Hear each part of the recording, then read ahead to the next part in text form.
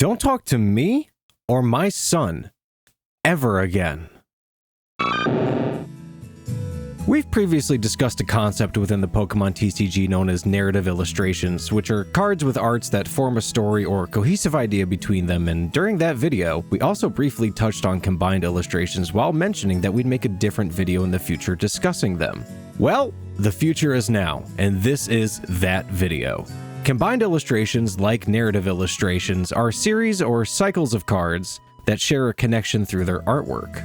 Unlike narrative arts though, combined arts will typically form a larger picture rather than telling a particular story across the cards. As I stated in the narrative illustrations video, the two concepts can intertwine and become lost in their own sauce, so there are cards that I feel fall into one category instead of the other, or both. But we'll be following along with the Bulbapedia cited examples for this video, as we did for the last one. Because for as much research as I do, the breadth of the Bulbapedia community has probably done just a little bit more. Speaking of research, if you appreciate my time, effort, and money that goes into making these videos, I'd appreciate you subscribing to the channel. It helps YouTube know to recommend you these videos when they go live, plus the subscriber number goes up and stimulates my monkey brain. Combined illustrations have been around in the TCG almost as long as narrative illustrations, forming roots in the late 90s around the formative years of the TCG, getting their start back in 1998. Though more concretely than narrative illustrations did.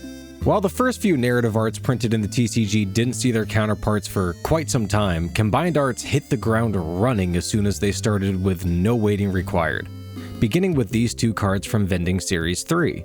This pairing of Nidorina and Nidorino were released at the same time on November 24th, 1998, with Nidorina being a part of Sheet 8 and Nidorino being a part of Sheet 9. Both were illustrated by the elusive and beloved Atsuko Nishida. If that name sounds familiar to you, it's because it should. Nishida is the mind behind the design of one of the world's most popular character designs ever, Pikachu, along with a few other fan favorites. Nishida, along with many other artists mentioned today, are worth a video all on their own though, so we'll be moving on, but I will mention that every cycle of cards we cover today will share the same artist between them within the cycle. Sharing an artist made sense with narrative illustrations, but even more so with combined illustrations, seeing as how the art pairings form a full picture, so why not have someone do one full piece for all of them at once? While Nidorina and Nidorino are on different sheets within the set, they were both lumped into the same area, with the area they inhabited being the Safari Zone. One could have probably guesstimated that from looking at their arts, but I do find it neat that the Vending Series cards were categorized not only by sheet, but where the Pokemon inhabited. Something I neglected to mention when talking about Bulbasaur in the narrative illustrations video, a mistake I'll never make again. I will be making my apology video promptly, and you can expect just enough tears to win you over, but not so many that you feel pity. By the way, Bulbasaur was messing about in Professor Oak's lab, which makes the art make a lot more sense now. Carrying on though. Something that we'll probably talk about fairly commonly on this channel are TPCI's promotions with All Nippon Airways. There was a light deluge of ANA promos during the late 90s and early to mid 2000s, with one of the sets being this trio of Articuno, Zapdos, and Moltres. Released as a part of the Everyone's Happy campaign from the start of June until the end of September 1999 in two different blocks, the way to get these three along with a particular flying Pikachu was to paste two stubs from a domestic flight boarding pass onto a postcard that worked as your application for the cards, mailing it in, and then getting back two of the cards. The two you got depended on the time you sent your postcard in. From the beginning of June until the end of July, you would get Flying Pikachu and Articuno. Then from August until the end of September, Moltres and Zapdos were the goods that you would receive. The artist for all four of the ANA promos was Toshinao Aoki, who is the artist responsible for some beloved classics including the original Flying Pikachu, as well as Surfing Pikachu, and the Dragonite Wizard's Black Star promo from the first movie, as well as being, funny enough, a promo released through All Nippon Airways in November of 1998. The full piece that their ANA promo Legendary Bird Trio artworks formed was quite stunning, and I've been thinking of ways to have it printed as a banner for this room. The art was actually so good that it was later reused during the production of Supreme Victors in 2009, as the card arts for the trio in that set as well.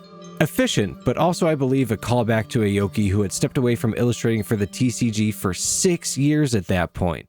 We're going to skip over quite a few sets in this video, but for one of them, that being Southern Islands, I want to mention that it had a fairly extensive amount of offerings for combined illustrations. It has the most of any set we'll mention today, with 6 cycles of combined illustrations in it, ranging from a series with Mew, Pidgeot, and Onix, to one with Lickitung, Vileplume, and Primeape.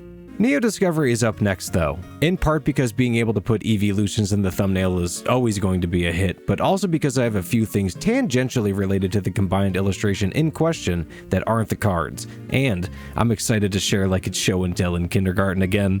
The cards and their arts in question is this triplex of Eevee, Umbreon, and Espeon hanging out around a temple in the forest. All three are reprints of cards from Neo Discovery. Iconic arts on their own, but I hear you saying reprints.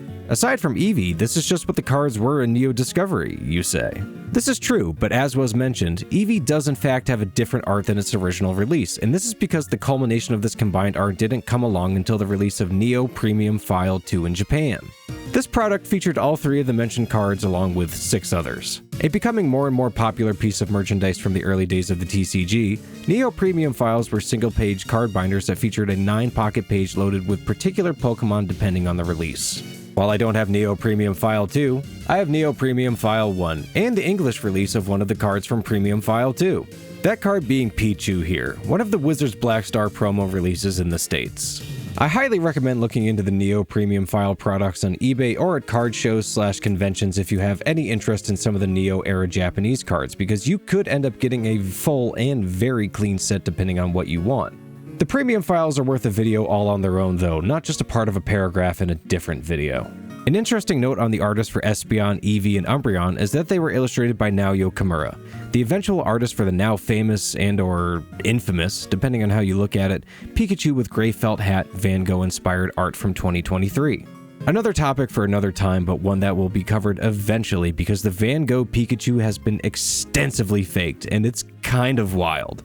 Regardless though, that's not what we're here to discuss today, is it?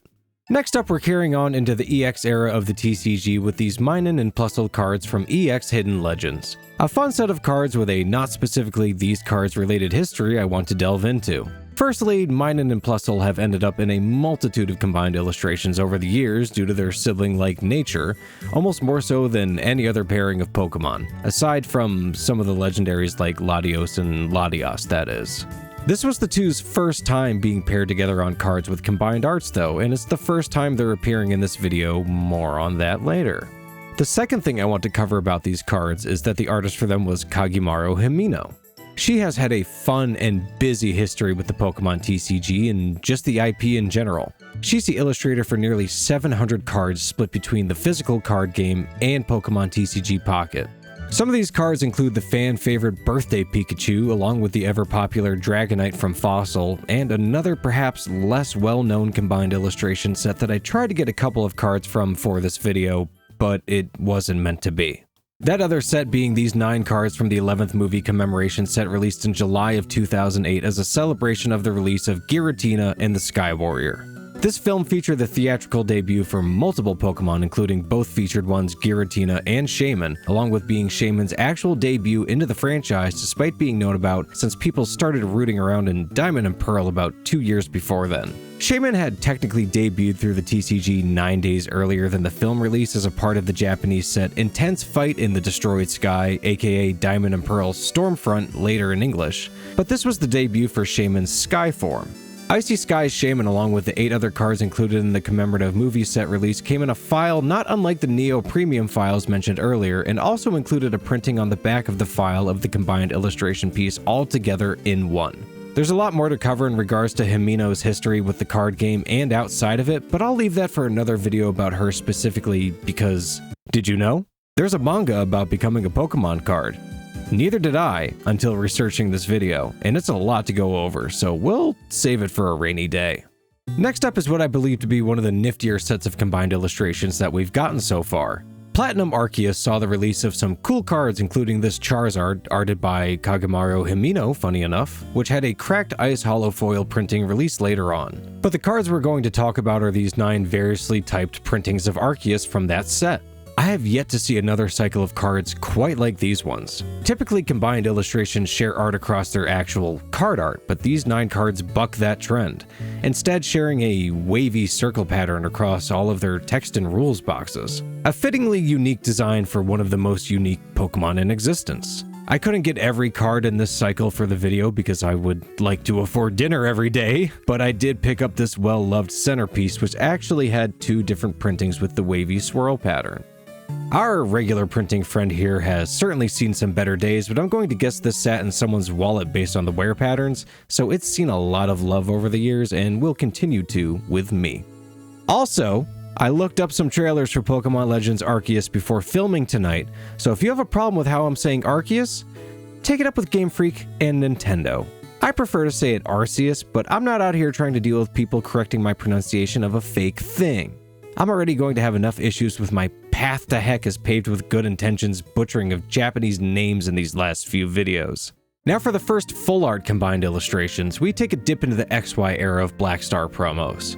Released across 2 different EX Legendary Collection boxes, those being the Hoopa EX and Pikachu EX Legendary Collections, the 5 cards from both form 2 separate combined illustrations. With the Hoopa EX box featuring Regigigas, Arceus, and White Kyurem, while the Pikachu EX box had Reshiram and Black Kyurem.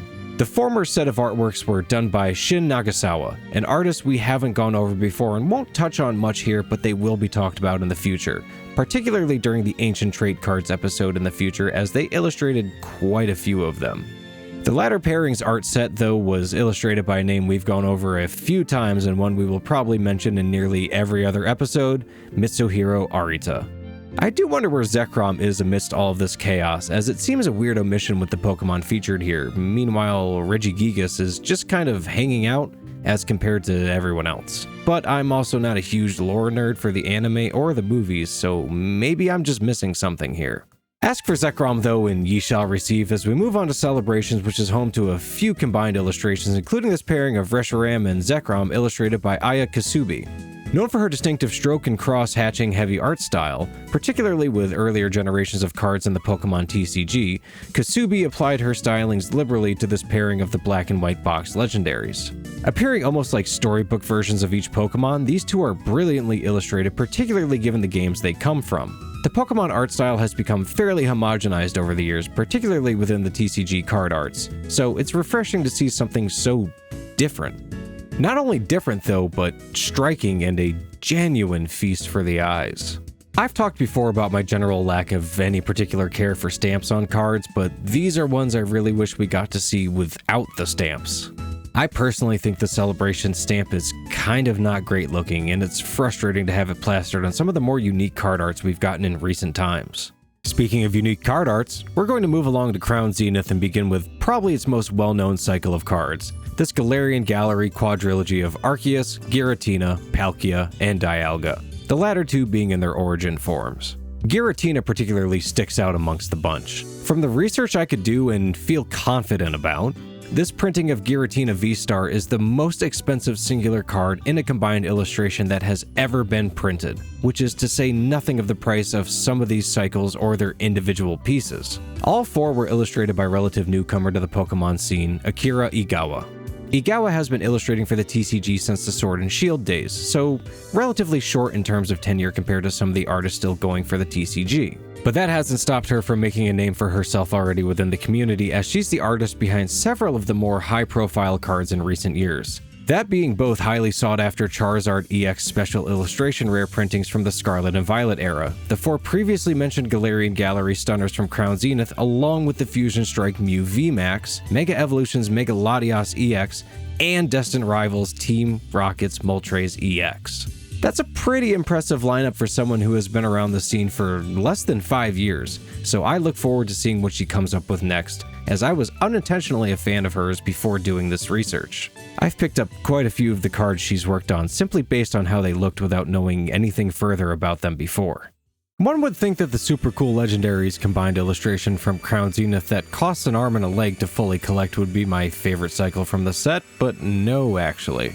My favorite, hands down, is this 9-card cycle, also from the Galarian Gallery. With an admittedly kind of bulbous-looking Pikachu at the center of this art, the other 8 cards feature Riolu, Swablu, Duskull, Bidoof, Turtwig, Paris, Poochyena, and Mareep. These are, as far as I can tell from my research, the only full art cards that Turtwig, Paris, Bidoof, Poochyena, and Mareep have ever gotten. While that does bias me towards liking this combined illustration set a bit more than others based on that, it is also just a fun cycle of cards. Illustrated by Kaoki Saito, who is perhaps best known for his work during Skyridge, including the well-loved and very expensive Charizard from that set, these 9 cards depict a delightfully sunny day as each Pokemon is enjoying themselves in their own way. This is also one of the cheaper and larger full art combined illustration sets to complete. Pikachu is the only outlier breaking into double-digit pricing, and I picked up most of these at card shows for around $3 a piece. Shout out to the very kind couple that helped me complete this set when I was working at a booth and another vendor had most of the ones I was missing. This community is fantastic, and that same couple are the people that I picked up my first Unagaba art from at that same show. Which, don't worry, we'll discuss the Unagaba arts in their own episode at some point in the future.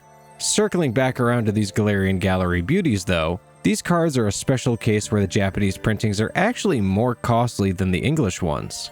This is, presumably, owed to the fact that these cards were printed in Japan with a silver border unlike the English printings which got a yellow border instead, thus making them highly collectible if you care about that sort of thing.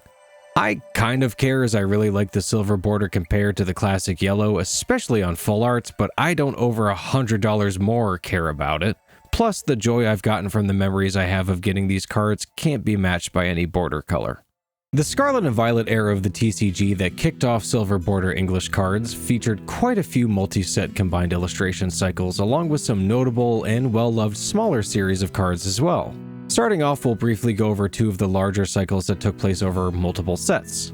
The first being this one that took place across Scarlet and Violet base set, Obsidian Flames, Paldea Evolved, Paradox Rift, and Paldean Fates featuring Mime Jr., Combee, Swablu, Magikarp, Palisand, Gligar, Lechonk, Squovit, and Horsey.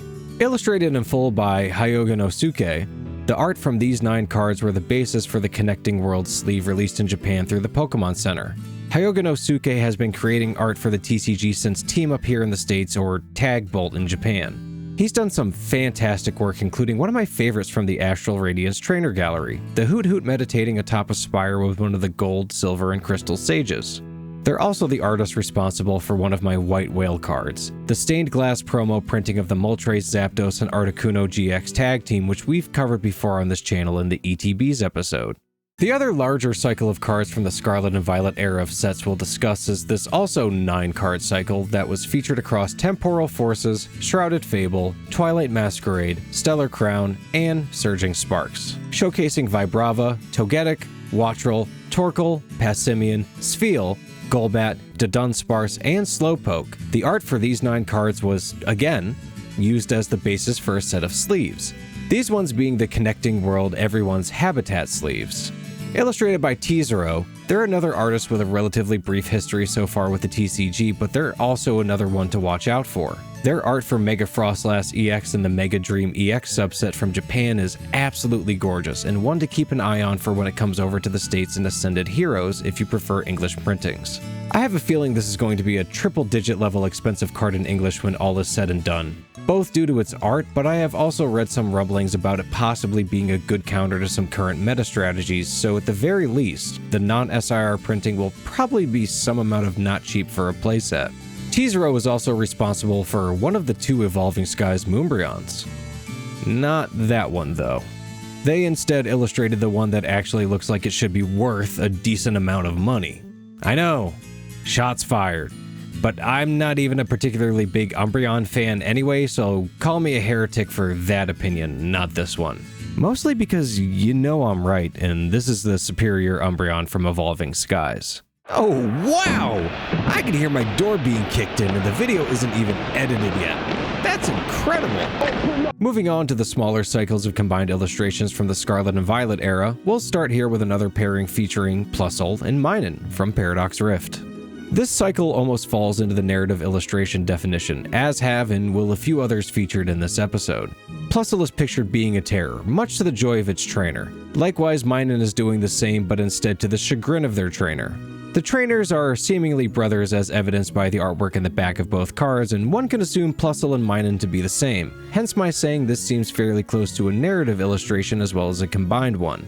The art for both was done by another relatively fresh on the scene artist, Okacheki, who actually appeared in the last episode when we discussed narrative arts. They were the artists responsible for the Snowy Forest Eevee, Glaceon, and Leafeon that were featured in the large Sword and Shield era Eeveelution promo cycle of narrative illustrations. I'm going to actually skip ahead past a few cycles we're going to cover to mention that Okacheki also illustrated the highly sought after Latios and Latios combined illustration SIRs from Surging Sparks. Giratina V-Star was the singular most expensive card in a combined illustration, but Latios certainly gives it a run for its money, no pun intended. If there's anything to take away from this and the last episode, it's that there are a lot of fantastic new artists working within the Pokemon TCG, and many of them are illustrating lots of fan favorites from recent sets. On the topic of new artists that create the art for sought-after card arts including combined illustrations, we have Susumu Maya here and her debut cards from Temporal Forces. That being the seemingly child and parent pairing of Deerling and Sawsbuck from the intro of this episode.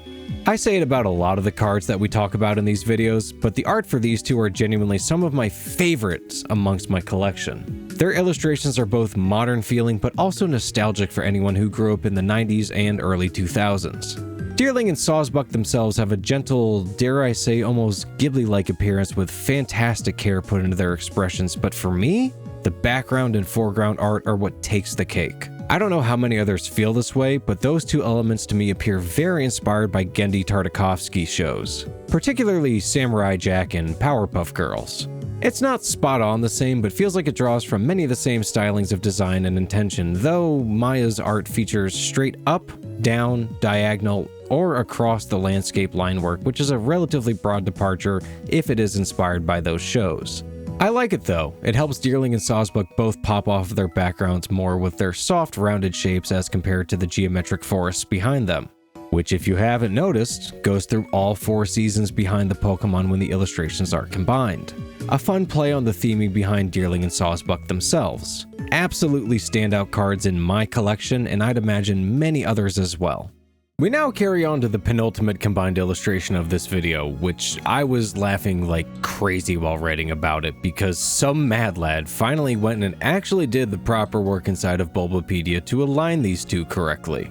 Those two of course being the Perrin and Hisui and Growlithe special illustration rare and illustration rare printings from Twilight Masquerade.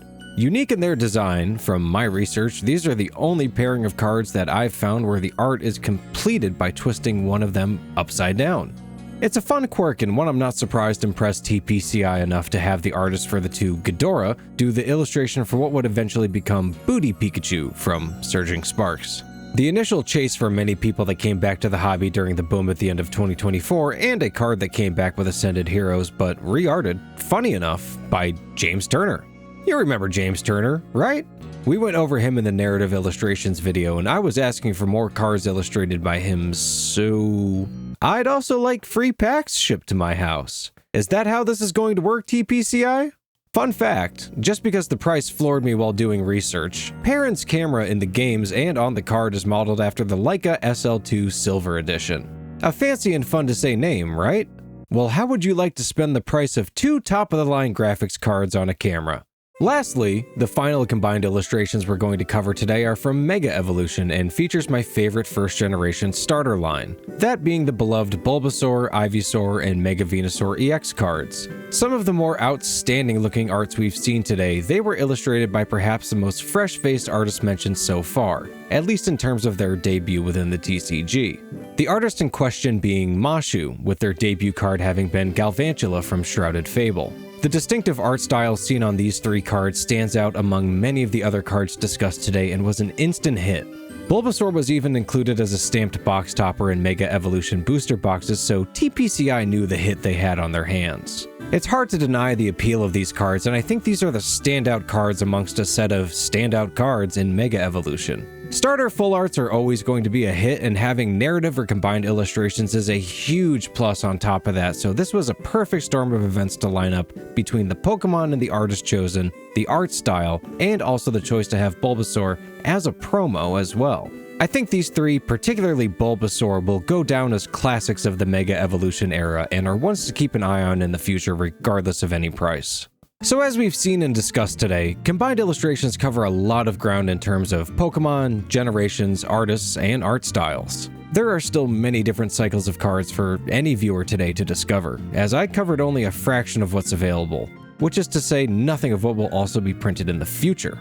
Combined illustrations may not have as long of a history as narrative illustrations, but I personally think combined illustrations win out for the generally cooler or cuter arts.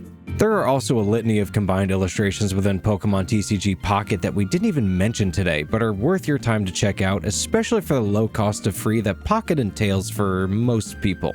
So whether you want to collect cards with striking art styles, cute Pokemon, absolute menaces, or anything in between, there is surely a series of combined illustrations waiting for you to enjoy and add them to your collection.